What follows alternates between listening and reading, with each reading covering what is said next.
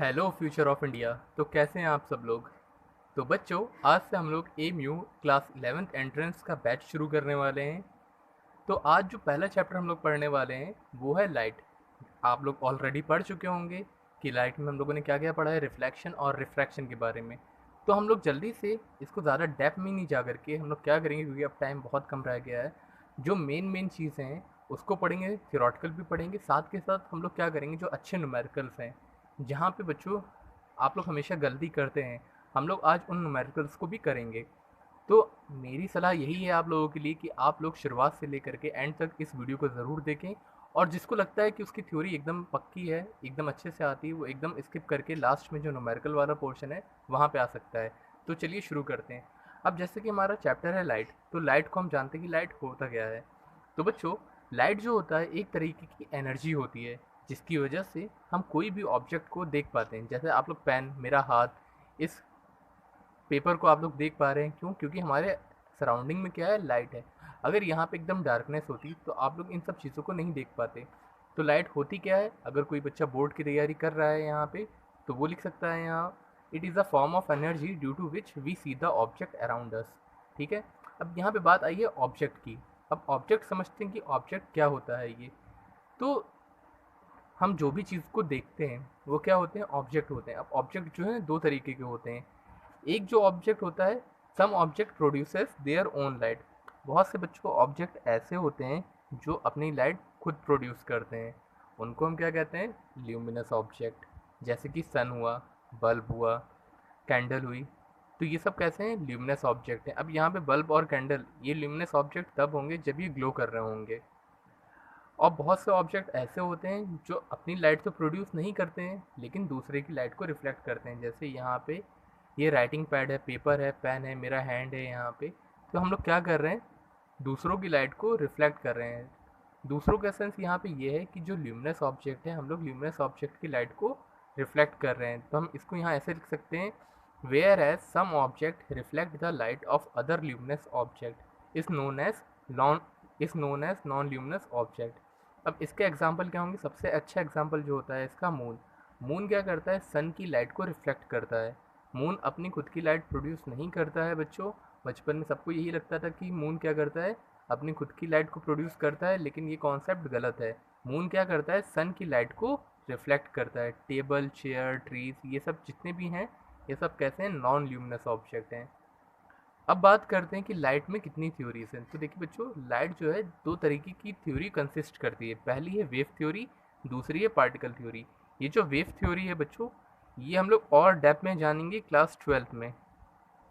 जब आप लोग क्लास 12th में आते हैं और वहाँ पे साइंस अगर लेंगे आप लोग, तब आपको वहाँ पे पढ़ने को मिलेगा। और पार्टिकल थ्योरी आपके 10th में है, जिसमें हम लोग रिफ्लेक्शन और रिफ्रैक्शन पढ़ेंगे।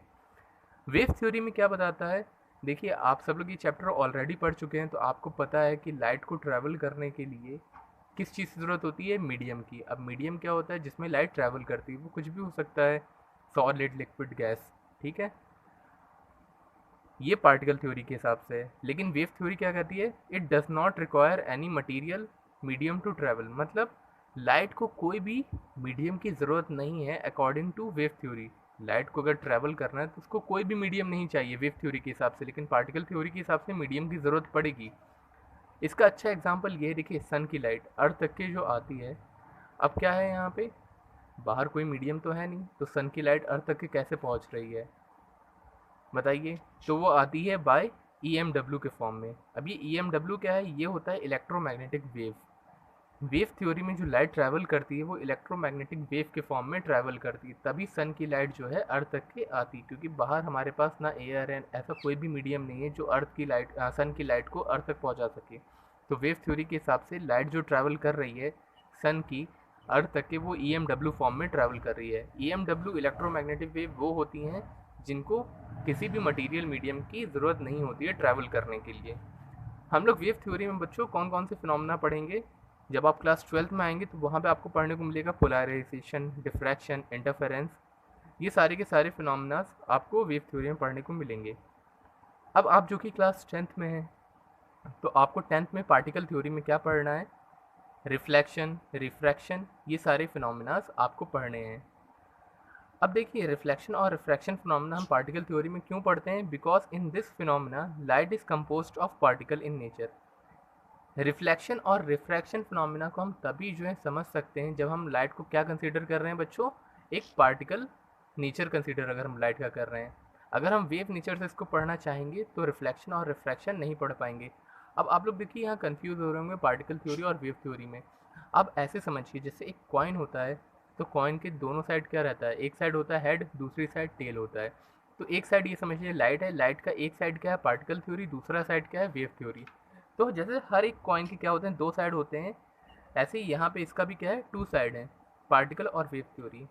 वेव थ्योरी अगर हम कंसीडर करते हैं तो पोलराइजेशन डिफ्रैक्शन ये सब चीज़ें पढ़ेंगे, और अगर हम पार्टिकल नेचर कंसीडर करते हैं लाइट का तो रिफ्लेक्शन और रिफ्रैक्शन पढ़ेंगे।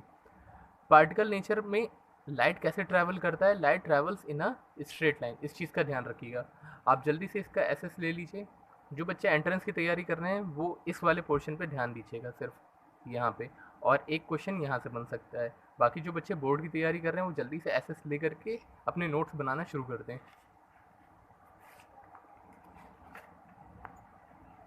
बच्चों रिफ्लेक्शन क्या होता है, तो जैसे मेरे पास अगर बॉल है, मैं बॉल को इस टेबल पे मारूंगा तो बॉल क्या करेगी, वापस मेरी तरफ आएगी।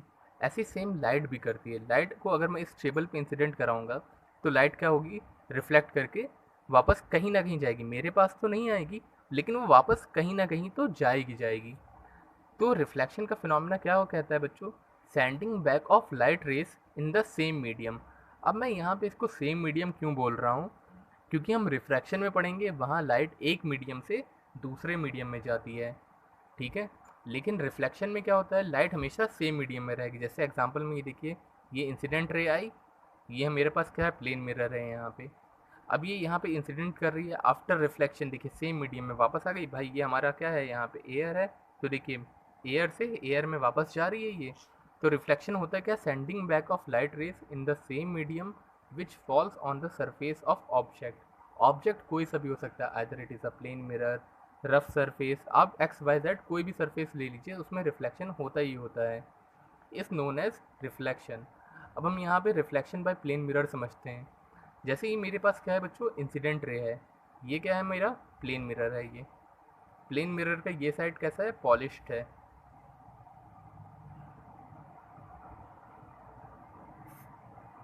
अब ये इंसिडेंट रे आएगी यहाँ पे, जिस पॉइंट पे ये इंसिडेंट करती है, जैसे इस पॉइंट पे इसने क्या करा, इंसिडेंट करी, तो ये वाला जो पॉइंट होता है बच्चों, ये कहलाता है पॉइंट ऑफ इंसिडेंस।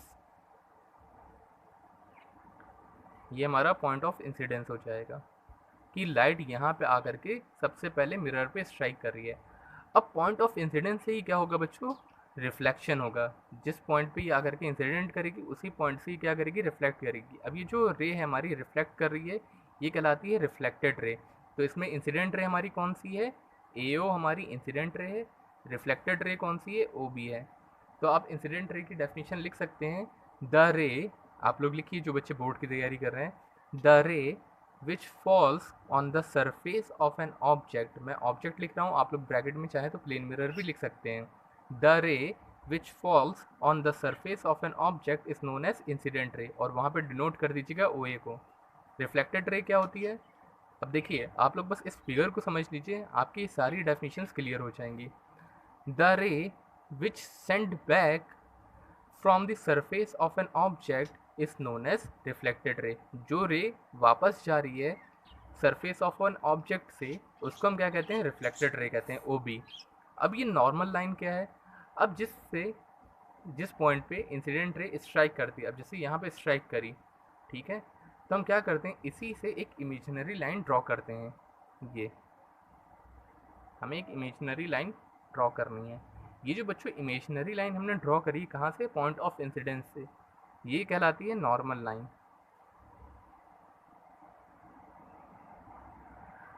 ये जो इमेजिनरी लाइन है वो है हमारी नॉर्मल लाइन, और ये जो नॉर्मल लाइन होती है ये हमेशा मिरर से 90 डिग्री का एंगल बनाती है। अब ये वाला एंगल आप देख रहे होंगे कैसा है, 90 डिग्री। देखिए मैं इसको यहाँ पे ड्रॉ कर रहा हूँ, ये देखिए आप लोग, जैसे ये मिरर है, ये लाइट क्या करी, यहाँ पे इंसिडेंट करी, ठीक है।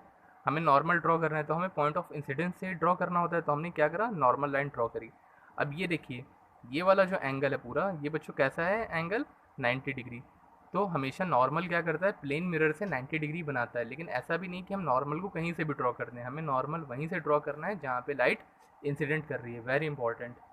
तो नॉर्मल लाइन की डेफिनेशन आप लोग लिख सकते हैं, ठीक है, it is a imaginary line at the point of incidence at 90 degree from the mirror, ठीक है। अभी पॉइंट ऑफ इंसिडेंस क्या होता है, where the incident ray strikes on the mirror. तो ये जो पॉइंट ओ है हमारा, वो क्या है, नॉर्मल लाइन है। एंगल ऑफ इंसिडेंस बच्चों, अब ये जो एंगल ऑफ इंसिडेंस होता है, इंसिडेंट रे और नॉर्मल लाइन के जो बीच का एंगल होगा, ये जो हमारा एंगल है, ये कहलाता है एंगल ऑफ इंसिडेंस।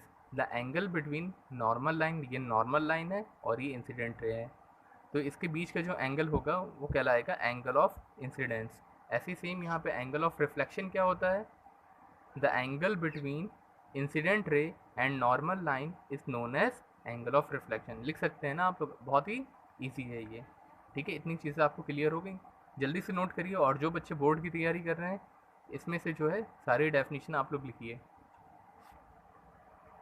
अब बात करते हैं अपने पहले लॉ जो इस चैप्टर में आता है, लॉ ऑफ रिफ्लेक्शन के बारे में। तो सबसे पहले लॉ ऑफ रिफ्लेक्शन कितने टाइप के हैं, दे आर 2 टाइप्स। ये बच्चों 2 तरीके के लॉ हैं हमारे। इसमें पहला लॉ कौन सा है, incident ray, reflected ray and the normal line all lie in the same plane. क्या मतलब हुआ, इसको यहाँ से समझिए। देखिए ये फिगर बहुत मेन है, अगर आपने इसको अच्छे से समझ लिया तो आपके जितने भी डाउट हैं, आप जितने भी लॉस वगैरह आएंगे, डेफिनेशंस आएंगी, आप इस फिगर से ही कर सकते हैं। तो देखिए पहला लॉ क्या कहता है, incident ray, reflected ray and normal line all लाई, ये तीनों की तीनों लाइन कहाँ लाई कर रही हैं बच्चों, एक सेम पॉइंट पे लाई कर रही हैं, या फिर हम ये कह सकते हैं all lie in the same plane. जैसे ये मान लीजिए मेरे पास क्या है, एक पेपर है, ये एक प्लेन है, तो सारी की सारी रे कहाँ लाई कर रही हैं, इसी प्लेन में लाई कर रही हैं यहाँ पे। तो पहला लॉ तो ये हो गया। दूसरा लॉ क्या कहता है, angle of incidence is always equal to the angle of reflection. मतलब एंगल आई जो हमारा यहाँ पे ये एंगल ऑफ इंसिडेंस है, angle I equal to angle R. एक बात का ध्यान रखिएगा, angle of incidence is always equal to the angle of reflection. मतलब एंगल आई हमेशा किसके इक्वल होगा, एंगल आर के इक्वल होगा। अब बहुत से बच्चों को कन्फ्यूज़न यहाँ पे ये होता है कि वो तो मिरर के लिए सही है ना, अगर हमारे पास मिरर है, स्मूथ सरफेस है, उस केस में तो angle I equal to angle R हो जाएगा। लेकिन अगर हम रफ सरफेस ले लें, मतलब इरेगुलर रिफ्लेक्शन अगर कहीं पे हो रहा है, तो उस केस में क्या angle I equal to angle R होगा। तो बच्चों देखिए हम यहीं से डेफिनेशन से समझ सकते हैं, angle of incidence is always equal. यहाँ पे इस ऑलवेज को सर्कल कर लीजिएगा, ये हमेशा इक्वल होगा। ऑलवेज का मतलब भी यही होता है ना, हमेशा। तो अगर हमारे पास रफ सरफेस भी है या फिर स्मूथ सरफेस भी है, रिफ्लेक्शन कैसा भी हो, उस केस में angle I equal to angle R होगा। आँख बंद करके आप उस पर टिक कर दीजिएगा। अब इसको हम देखते हैं और एग्जांपल से, जैसे रेगुलर रिफ्लेक्शन है, तो ये रेगुलर रिफ्लेक्शन कहाँ से होता है, स्मूथ सरफेस से। जैसे मेरे पास कोई मिरर वगैरह है, तो यहाँ पे देखिए ये सारी की सारी ब्लू में जितनी भी हैं, सारी की सारी कैसी हैं, इंसिडेंट रे हैं। अब ये रे आई यहाँ पे, ये चली गई ऐसे, मुझे क्या करना है, यहाँ पे नॉर्मल ड्रॉ करना है। नॉर्मल लाइन मैंने ड्रॉ करी, मैं इसके एंगल को I1 और एंगल ऑफ रिफ्लेक्शन को मैं R1 कह दे रहा हूँ, ठीक है। सेम यहाँ पे ये लाइन आ रही है, ऐसे चली गई, तो ये I2 R2 एंगल हो गया। तो बच्चों देखिए angle of I1 equal to angle of R1 होगा, ऐसे सेम यहाँ पे angle of I2 equal to angle of R2 होगा। लेकिन अगर हमारा स्मूथ सरफेस है, तो ये जितने भी एंगल्स हैं, मतलब angle I1 equal to angle I2, angle R1 equal to angle R2, ये सब आपस में क्या होंगे, बराबर होंगे। अगर मैं दो क्या कर रहा हूँ, रिफ्लेक्शन की बात कर रहा हूँ यहाँ पे, तो angle I1 equal to angle I2 होगा, या फिर angle R1 equal to angle R2 होगा यहाँ पे, ठीक है। अगर पैरेलल रेज आ रही हैं और ऐसे रिफ्लेक्शन हो रहा है, तो ये सारे के सारे कैसे होंगे, एंगल्स बराबर होंगे। लेकिन यहाँ पे देखिए अगर हमारे पास इरेगुलर सरफेस है यहाँ पे, या इरेगुलर रिफ्लेक्शन हो रहा है, ये रफ सरफेस है अपना, तो पहली इंसिडेंट रे आ रही है यहाँ पे, ये इंसिडेंट रे है, ये आई, ये इधर रिफ्लेक्ट करके चली गई, तो ये हमारा क्या है, नॉर्मल लाइन है। मैं इसको I1 और इसको R1 कह रहा हूँ। तो इस केस में बताइए ये वाला लॉ वैलिड होगा, वैलिड होगा। अभी बोला ना ऑलवेज इक्वल, तो यहाँ पे भी angle I1 equal to angle R1 होगा। अब दूसरी रे ये आ रही है यहाँ पे और कुछ ऐसे रिफ्लेक्ट करके जा रही है यहाँ पे, तो हमें क्या करना है, यहाँ से हमें नॉर्मल ड्रॉ करना है। ये नॉर्मल हमने लाइन ड्रॉ करी है यहाँ पे, ये I2 एंगल हो गया और ये R2 एंगल हो गया। अब इस केस में भी angle of I2 equal to angle of R2 होगा। अब आपको ये नहीं देखना है कि वो हमारा रिफ्लेक्टेड रे किधर जा रहा है। देखिए यहाँ पे पैरेलल रिफ्लेक्शन हो रहा है इस केस में, इसमें कैसा है, नॉन पैरेलल रिफ्लेक्शन है। लेकिन जो हमारा एंगल I और एंगल R है वो तो इक्वल होगा। लेकिन इसमें क्या होगा, जैसे कि इसमें सारे ही एंगल्स बराबर हो रहे थे, लेकिन इसमें ऐसा नहीं होगा। इसमें देखिए R1 का एंगल कुछ और होगा और R2 का एंगल कुछ और होगा यहाँ पे। तो angle R1 not equal to angle R2 होगा यहाँ पे। ठीक है, आप लोगों को इतनी बात समझ में आई। बस आपको समझाने का मकसद ये था कि इसमें भी हमारा angle I1 equal to R1 है, इसमें भी I1 और R1 है, either it is smooth surface और रफ सरफेस। अब चलिए हम लोग आज का पहला क्वेश्चन करते हैं यहाँ पे। When light falls normally on a mirror, in that case, what is angle I and angle R?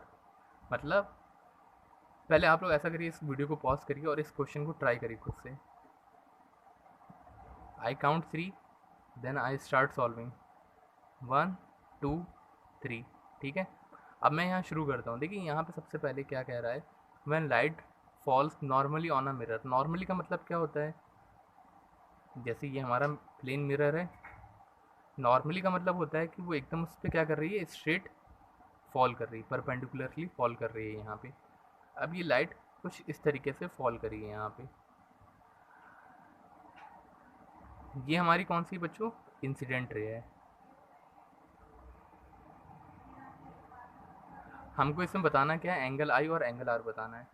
ये इंसिडेंट रे है और हमें मालूम है जब इंसिडेंट रे 90 डिग्री पे लाई करती है मिरर पे, तो उसका पाथ क्या होता है, सेम पाथ से वो रिफ्लेक्ट होगी। तो यही रिफ्लेक्टेड रे है। अगर मैं यहाँ पे नॉर्मल लाइन बनाऊँ तो देखिए यही हमारा पॉइंट ऑफ इंसिडेंस है। ये क्या बता रहा है, पॉइंट ऑफ इंसिडेंस। तो हम पॉइंट ऑफ इंसिडेंस से क्या करते हैं बच्चों, नॉर्मल लाइन को ड्रॉ करेंगे। तो हमने क्या करा, यहाँ से एक नॉर्मल लाइन को ही ड्रॉ करा। यही हमारी नॉर्मल लाइन है, यही इंसिडेंट रे, यही रिफ्लेक्टेड रे। अब एंगल आई और एंगल आर होता क्या है बच्चों, angle between normal and incident ray. तो एंगल आई भी यहीं पे है और एंगल आर मतलब इंसिडेंट रे भी यही है और नॉर्मल लाइन भी यही है। तो एंगल आई और एंगल आर क्या हो जाएगा, इस केस में ज़ीरो हो जाएगा। तो एंगल आई भी ज़ीरो हुआ और एंगल आर भी ज़ीरो हुआ। अब यहाँ पे देखिए सेकंड लॉ हमारा वैलिड हो रहा है, angle I equal to angle R. अब दोनों ही ज़ीरो आ रहे हैं ना, तो यही आंसर हो जाएगा।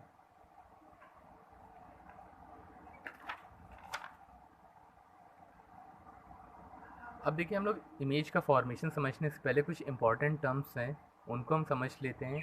सबसे पहले हम जानते हैं कि ऑब्जेक्ट क्या होता है। Anything which gives out light rays either its own और रिफ्लेक्टेड। मतलब जो भी चीज़ क्या कर रही है, लाइट रेज प्रोड्यूस कर रही है, उसको हम क्या कहते हैं, ऑब्जेक्ट कहते हैं। अब ज़रूरी नहीं कि वो लाइट रेज प्रोड्यूस करे, अगर वो रिफ्लेक्ट भी कर रही है तब भी उसको हम ऑब्जेक्ट बोलेंगे। जैसे ये पेन है, तो आप पेन को देख रहे हैं यहाँ पे अपनी वीडियो में, तो ये पेन क्या है, एक तरीके का ऑब्जेक्ट है। अब ये क्या कर रहा है बच्चों, लाइट प्रोड्यूस तो नहीं कर रहा हूँ, लेकिन यहाँ की जो सराउंडिंग की लाइट है उसकी लाइट को ये क्या कर रहा है, रिफ्लेक्ट कर रहा है, लेकिन हम फिर भी इसको ऑब्जेक्ट बोलेंगे। इमेज क्या होती है, it is an optical appearance produce when light rays coming from an object after reflection and refraction. Image जो होता है एक ऑप्टिकल अपीयरेंस होता है। जैसे कि ये पेन एक ऑब्जेक्ट है, लेकिन आप लोग क्या कर रहे हैं, इसकी इमेज को क्या कर रहे हैं, अपने मोबाइल में देख रहे हैं। ठीक है, तो ये क्या है, एक ऑप्टिकल अपीयरेंस है जो कि कैसे प्रोड्यूस होती है, रिफ्लेक्शन और रिफ्रैक्शन के थ्रू प्रोड्यूस होती है। अब बात अगर हम लोग इमेज की कर रहे हैं तो हम लोग और इमेज को डेप्थ में जानते हैं कि इमेजेस होता क्या है, कि ये कितने टाइप की होती हैं। तो बच्चों इमेजेस जो होती हैं ये दो तरीके की होती हैं, रियल इमेज और वर्चुअल इमेज। तो रियल इमेज क्या होती हैं, ऐसी इमेज जो स्क्रीन पे ऑब्टेन करी जा सकें। जैसे आप लोग यहाँ पे इन सब चीज़ों की क्या देख रहे हैं, इमेज देख रहे हैं, ये सारी की सारी रियल इमेज हैं। जैसे सिनेमा हॉल वगैरह में आप लोग एक्टर एक्ट्रेस की इमेजेस देखते हैं, टीवी में किसी की इमेज देख रहे हैं, यूट्यूब पे आप लोग किसी चीज़ की भी इमेज देख रहे हैं, तो सारी की सारी कैसी होती हैं, रियल इमेज होती हैं। वर्चुअल इमेज क्या होती है, देखिए बच्चों वर्चुअल इमेज को एक हम लोग और नाम से जानते हैं, इसको इल्यूशनरी इमेज भी कहते हैं। ये लिख लीजिएगा इसको, इसको हम इल्यूशनरी इमेज नाम से भी जानते हैं। ये एक तरीके का इल्यूशन होता है, मतलब छलावा होता है। छलावा कैसे, आप मिरर के सामने खड़े हैं, आपकी इमेज मिरर में तभी बनेगी जब तक कि आप क्या करें, उसके सामने खड़े होंगे। आप मिरर के सामने से जैसे ही हट जाएंगे, आपकी इमेज बनना बंद हो जाएगी। तो हम यहाँ पे लिख सकते हैं वर्चुअल इमेज की definition, the image which can't be obtained on a screen. अब देखिए, जो वर्चुअल इमेज होती है ये हम किसी सिनेमा हॉल पे नहीं प्रोड्यूस कर सकते। आप भाई सिनेमा हॉल में जाएंगे, अगर पर्दे, जो बड़ा सा पर्दा होता है उसके सामने खड़े होंगे, आपकी इमेज तो नहीं बनेगी वहाँ पे। तो हम इसको स्क्रीन पे नहीं प्रोड्यूस कर सकते। तो ऐसी टाइप की जो इमेजेस होती हैं उसको कहते हैं वर्चुअल इमेज। अब ये वर्चुअल इमेज बनती कहाँ पे है? तो ये जो इमेज बनती हैं बच्चों, ये बनती हैं मिरर में। अब ये मिरर कोई सा भी हो सकता है, प्लेन, कॉनकेव या कॉन्वेक्स, ठीक है। The image of our in a mirror, ठीक है। तो सारी की सारी कैसी होंगी? वर्चुअल इमेज होंगी। अब हम यहाँ पे पहला फॉर्मेशन ऑफ इमेज देखते हैं बाय प्लेन मिरर। ये हमारा क्या है? यहाँ पे प्लेन मिरर है।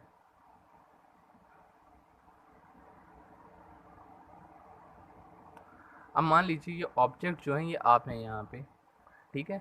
हमें क्या चाहिए होता है, नोट करिएगा यहाँ पे, we require two reflected rays. बच्चों नोट करिए, बहुत इंपॉर्टेंट बात बता रहा हूँ।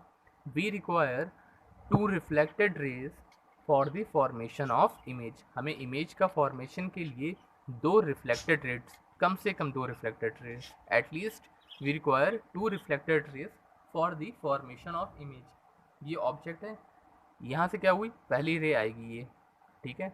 ये रे आई, ये रिफ्लेक्ट कर गई इधर की तरफ। ये हमारी कौन सी है? आई आर है। और ये कौन सी रे है बच्चों? आर आर है। सेम इसी तरीके से हमें दो रेस चाहिए, तो हमने दो इंसिडेंट रे लिए हैं। निकलने तो बहुत सारी रेस निकल रही होंगी, लेकिन हमारा दो में काम चल जाता है। सेकंड क्या है, यहाँ से ये रे आई और यहाँ पे ये रिफ्लेक्ट कर गई। ये इंसिडेंट रे, ये रिफ्लेक्टेड रे है।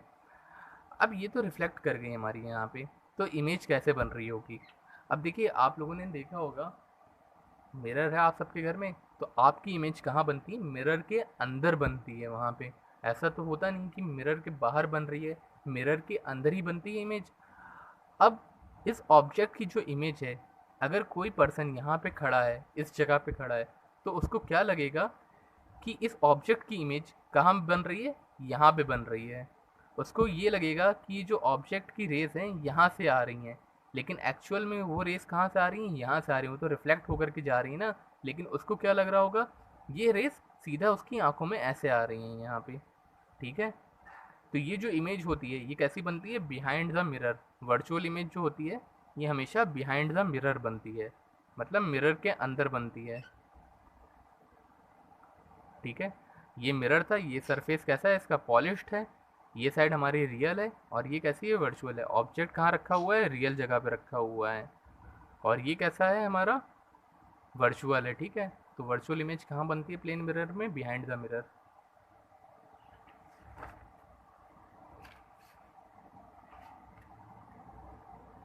अब ये जो मैंने आपको लिखवाया था ये लिख लीजिए, we need at least two reflected rays for the formation of image. देखिए बच्चों, अभी हम लोगों ने पढ़ा प्लेन मिरर में इमेज का फॉर्मेशन कैसा होता है। अब इसके करेक्टरिस्टिक्स पढ़ते हैं। ये करेक्टरिस्टिक्स बच्चों बहुत ज़्यादा इंपॉर्टेंट हैं। यहाँ से एग्ज़ाम्स में बहुत क्वेश्चन आते हैं, either are you going in board exam और एनी एंट्रेंस एग्ज़ाम। तो पहला करेक्टरिस्टिक है यहाँ पे, image is same shape and size as the object, ठीक है। जो इमेज का शेप और साइज़ होगा वो ऑब्जेक्ट से कैसा होगा? सेम होगा। आप प्लेन मिरर के सामने खड़े होते हैं, तो जो आपका शेप और साइज़ है वही आपकी इमेज का शेप और साइज़ होता है, ठीक है। Distance between image and mirror is equal to the distance of mirror and object. अब इसका क्या मतलब हुआ कि इमेज और मिरर के बीच का जो डिस्टेंस है वो किसके बराबर होगा? मिरर एंड ऑब्जेक्ट के। देखिए यहाँ पे, अब जैसे यहाँ से मिरर और ऑब्जेक्ट की दूरी कितनी है बच्चों? 5 सेंटीमीटर है ये। तो इमेज भी कहाँ बन रही होगी? मिरर से 5 सेंटीमीटर अंदर की तरफ बन रही होगी। तो मिरर और इमेज का भी जो डिस्टेंस होगा बच्चों 5 सेंटीमीटर होगा। ये वाला करेक्टरिस्टिक्स बहुत ज़्यादा इंपॉर्टेंट है। मैं फिर से बताता हूँ, मिरर और इमेज का डिस्टेंस किसके बराबर होगा? मिरर और ऑब्जेक्ट के डिस्टेंस के बराबर होगा। देखिए 5 सेंटीमीटर 5 सेंटीमीटर, मतलब जितनी दूरी पे आप खड़े होंगे मिरर से, आपकी इमेज भी मिरर के अंदर उतनी ही दूरी पे बन रही होगी। और इमेज जो होती है हमेशा प्लेन मिरर में कैसी होती है? Image always formed behind the mirror. हमेशा बिहाइंड द मिरर बनेगी, अंदर की तरफ बनती है प्लेन मिरर की। तो जो अंदर की तरफ मिरर में इमेज बन रही है उस इमेज को हम क्या कहते हैं, वर्चुअल एंड इरेक्ट कहते हैं। अब चलिए यहाँ से हम लोग क्वेश्चन स्टार्ट करते हैं। जिसको थ्योरी आती थी बहुत अच्छी बात है, नहीं आती थी वो स्किप करके सीधे यहाँ पे आ गए होंगे। तो चलिए क्वेश्चन को शुरू करते हैं हम यहाँ पे। तो पहला आज का क्वेश्चन है, an incident ray makes an angle of 35 degree with the surface of a plane mirror, what is the angle of reflection. ठीक है, सबसे पहले आप लोग एंट्रेंस एग्जाम में क्या गलती करते हैं, क्वेश्चन पढ़ा सीधे से सॉल्व करना शुरू कर देते हैं।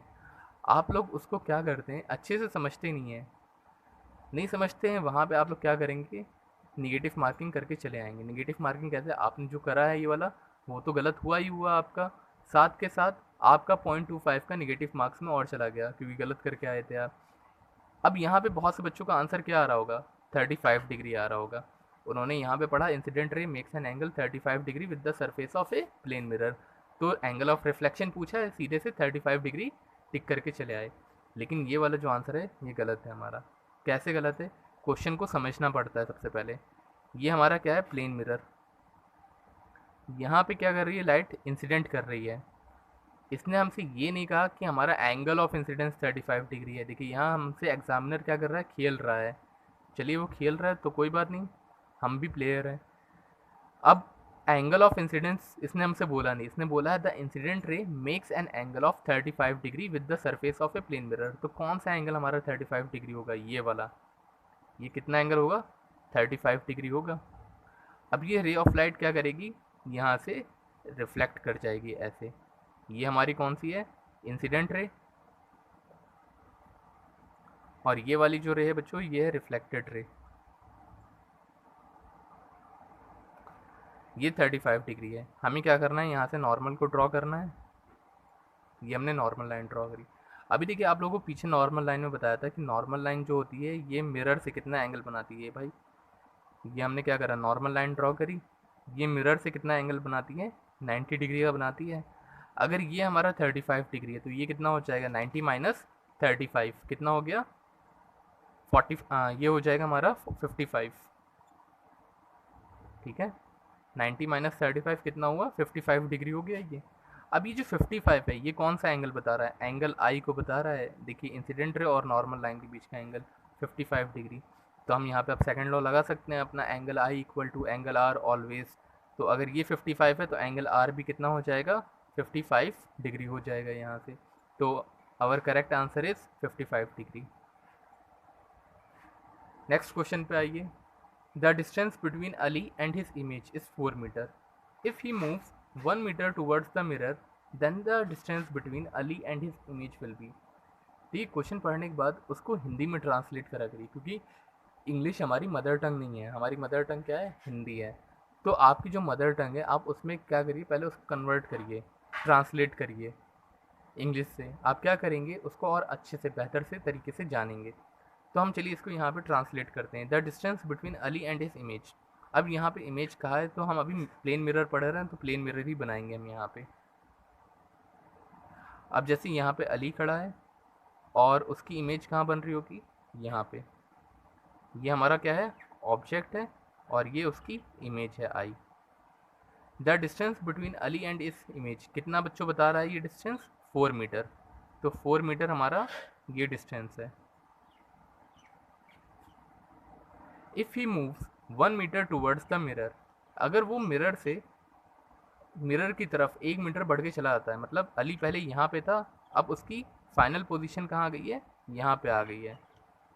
If he moves 1 metre towards the mirror then the distance between Ali and his image will be. अब देखिए उसने क्या करा, पहले इसका डिस्टेंस कितना था, यहाँ से यहाँ, देखिए टोटल डिस्टेंस कितना है ये बच्चों, ये टोटल डिस्टेंस कितना है यहाँ से यहाँ तक का, मिरर और उसका 4 मीटर है। अब उसने क्या करा, 1 मीटर शिफ्ट करा इधर अपनी तरफ, तो ये कितना डिस्टेंस होगा। देखिए हमें क्या करना होता है, अगर ऑब्जेक्ट और इमेज का डिस्टेंस हमें पता है तो हम ऑब्जेक्ट और मिरर का डिस्टेंस निकाल सकते हैं। कितना आएगा ये, 2 मीटर आ जाएगा। ऐसे ये हमारा 2 मीटर हो गया। अब ये अगर 1 मीटर इधर की तरफ शिफ्ट कर रहा है, ठीक है, अगर ये 1 मीटर इधर की तरफ शिफ्ट कर गया तो यहाँ से यहाँ का डिस्टेंस कितना बचा बच्चों, 1 मीटर। 1 मीटर बचा। अगर 1 मीटर ये यहाँ पे खड़ा है तो इसकी इमेज भी कहाँ बन रही होगी? अब यहाँ पे इसकी इमेज बन रही होगी 1 मीटर पे। अब बताइए इसने हमसे क्या पूछा है, then the distance between Ali and his image will be. तो अली यहाँ पे है और उसकी इमेज कहाँ पे है? यहाँ पे है आई डैश और ओ डैश के नाम से मैं कह दे रहा हूँ इसको। अब इन दोनों के बीच का डिस्टेंस कितना है? 1 मीटर और 1 मीटर कितना हो गया बच्चों? आंसर आया हमारा 2 मीटर का। लेकिन हमारे पास ऑप्शन में क्या है? यहाँ पे है ही नहीं। अब हम क्या करेंगे, ये जो टाइप के क्वेश्चन होते हैं ये होते हैं ब्लफ क्वेश्चन बच्चों। इसमें जो एग्ज़ामिनर बच्चों का टाइम वेस्ट कराता है एंट्रेंस एग्ज़ाम में, उसको मालूम है कि बच्चा यहाँ पे 2 मीटर के चक्कर में अपना दिमाग अपना टाइम और खर्च करेगा, इसलिए वो ऐसे क्वेश्चन देता है। बाद में होता क्या है, ऐसे क्वेश्चंस डिडक्ट कर दिए जाते हैं। अगर 100 नंबर का है पेपर हमारा तो एक क्वेश्चन हटा दिया जाएगा, वो 99 का रह जाएगा। हाँ, अगर आप करके आएंगे इसमें अपना टाइम खर्च करेंगे तो आपका लॉस होगा इसमें। अगर आप श्योर हैं कि आपका आंसर सही है तो आप क्या करिए, आगे बढ़ जाइए जैसे मैं बढ़ रहा हूँ। थर्ड क्वेश्चन है हमारा बच्चों, the speed at which the image of your appear to be move. इसको समझते हैं। यहाँ पे जैसे ये ऑब्जेक्ट है उसकी इमेज यहाँ बन रही है। अगर ऑब्जेक्ट 2 मीटर पर सेकंड की स्पीड से क्या करेगा, मिरर की तरफ भागना शुरू कर देगा। हमको यहाँ पे ये बताना है कि जो इमेज होगी उसकी तरफ कितनी स्पीड से आएगी। ठीक है, अगर आप यहाँ पे हैं, आप प्लेन मिरर के सामने खड़े हैं, आप 2 मीटर पर सेकंड की स्पीड से भागना शुरू करेंगे तो आपको क्या लगेगा कि आपकी इमेज कितनी स्पीड से आपकी तरफ आ रही है। अब यहाँ पे हमारे पास ऑप्शन क्या है, 2 मीटर, 4 मीटर, 3 मीटर पर सेकंड, नन ऑफ दीज। अब देखिए अगर ये हमारी 2 मीटर पर सेकंड है तो इमेज भी जितनी स्पीड से आप भागेंगे उतनी स्पीड से ही आपकी इमेज आपकी तरफ आएगी। भाई 2 मीटर से थे, 2 मीटर से आप भी आ गए। तो यहाँ पे बहुत से बच्चे फ़ौरन जो है 2 मीटर टिक करके आ जाएंगे, लेकिन ये गलत हो जाएगा। देखिए ऐसे टाइप क्वेश्चन में क्या होता है, ये फ्रेम ऑफ रेफरेंस से लिखा जाता है। आप यहाँ पे फ्रेम ऑफ रेफरेंस अभी आपका कैसा है भाई, आप देख रहे हैं इमेज को, आप अपनी आपको क्या मानेंगे, रेस्ट पे मानेंगे। अब आपकी जो स्पीड है इसकी स्पीड में जाके ऐड अप हो जाएगी। भाई 2 मीटर से तो आप भी जा रहे हैं, 2 मीटर से ये जा रहे हैं, तो दोनों एक दूसरे के पास आ रहे हैं, तो 2 मीटर कैसे हो सकता है? दोनों की स्पीड ऐड हो जाएगी ना यहाँ पे, तो आंसर हो जाएगा हमारा 4 metre per second. Next question है, the angle of reflection is equal to the angle of incidence. देखिए हम लोगों ने सेकंड लॉ पढ़ा था, angle of incidence is always equal to the angle of reflection. तो यहाँ पे और कोई ऑप्शन होने का सवाल ही नहीं पैदा होता। यहाँ पे हमें दिया है always, under special condition, some time, never. तो एंगल ऑफ इंसिडेंस हमेशा क्या होता है, इक्वल होता है किसके, एंगल ऑफ रिफ्लेक्शन की। A ray of light incident on a plane mirror by 90 degree, the angle of reflection will be। ये क्वेश्चन अभी हमने पीछे करा था जब लाइट हमारी क्या कर रही थी, मिरर पे नॉर्मली इंसिडेंट कर रही थी। ये मिरर था, नॉर्मली इंसिडेंट कर रही थी यहाँ पे। इसका मतलब क्या हो, नॉर्मली आया या 90 डिग्री आया, मतलब यही होता है यहाँ पे। तो इस केस में एंगल ऑफ रिफ्लेक्शन क्या हो जाएगा बच्चों, 0 डिग्री हो जाएगा यहाँ पे। The image formed by plane mirror is. देखिए थ्योरी इसलिए ज़रूरी होती है कि एग्जामिनर को मालूम है कि बच्चा थ्योरी बहुत कम पढ़ता है। अब अगर आप थ्योरी पढ़ रहे हैं ना तो आप यहाँ से मार्क्स गेन कर सकते हैं। देखिए आपके 1-2 नंबर भी दूसरे बच्चों से आपको आगे कर सकते हैं, आपका सिलेक्शन करा सकते हैं। इसीलिए हमें एकदम सीरियस होकर हर एक चीज़ पढ़ना है। मैं जो जो चीज़ आपको करा रहा हूँ मैंने बहुत अच्छे से नोट्स बनाए हैं, जहाँ से भी क्वेश्चंस आते हैं फिज़िक्स में वहाँ वो वाला पोर्शन मैंने उठाया है। तो आप बच्चों प्लीज़ स्किप मत करिएगा और सीरियस होकर पढ़ाई करिएगा। The image formed by plane mirror is, तो कैसी इमेज होती है हमें ये तो मालूम है, वर्चुअल होती है। ठीक है, वर्चुअल एंड इरेक्ट होती है इमेज वो। लेकिन यहाँ पे एग्जामिनर ने हमें कैसे दिए हैं option, virtual and diminished. Diminished का मतलब बच्चों होता है छोटी इमेज बनना, मतलब ऑब्जेक्ट हमारा बड़ा है और उसकी इमेज छोटी है। कैरेक्टरिस्टिक्स में हमने क्या पढ़ा था, ये चीज़ तो पढ़ी नहीं थी हमने, पढ़ा था उसमें ऑब्जेक्ट जो होता है, इमेज जो होती है हमारी वो ऑब्जेक्ट कैसे होती है, सेम शेप और साइज में होती है। वर्चुअल तो होती है लेकिन डिमिनिश्ड नहीं होती। Virtual and upside down. Upside down मतलब अगर हमारा ऑब्जेक्ट ऐसे रखा है, मान लीजिए पेन हमारा ऐसे रखा है, तो उसकी इमेज कैसी बनती हुई दिखेगी, उल्टी बनती हुई दिखेगी ऐसी। लेकिन ऐसा तो होता नहीं है प्लेन मिरर में भाई, जैसे आप खड़े होते हैं वैसे ही आपकी इमेज बनती है। तो ये वाला ऑप्शन भी हमारा गलत हो गया, ये वाला भी गलत हो गया। रियल एंड इन्वर्टेड तो हो नहीं सकती, ये तो मालूम है। बचा ये वाला ऑप्शन, इसको पढ़ते हैं virtual and same size as the object. तो जो प्लेन मिरर हमारी इमेज बनाता है कैसे बनाता है, वर्चुअल बनाता है और ऑब्जेक्ट से कैसा करता है वो सेम साइज में रखता है वो। ठीक है, तो आज ये हमारी वीडियो नंबर 1 थी। अब हम लोग वीडियो सेकंड में बच्चों स्फेरिकल मिरर के बारे में पढ़ेंगे, जैसे कॉनकेव मिरर हो गया, कॉन्वेक्स मिरर हो गया। आई होप आप लोगों को वीडियो पसंद आई होगी। मैं इसके नोट्स जो है डिस्क्रिप्शन में पीडीएफ फॉर्म में आप लोगों को अवेलेबल करा दूंगा, और आप लोग कमेंट करके बताइएगा कि आपको कहीं पे अगर डाउट आ रहा है। वीडियो कैसी लगी उसके लिए भी बताइएगा। आप लोग लाइक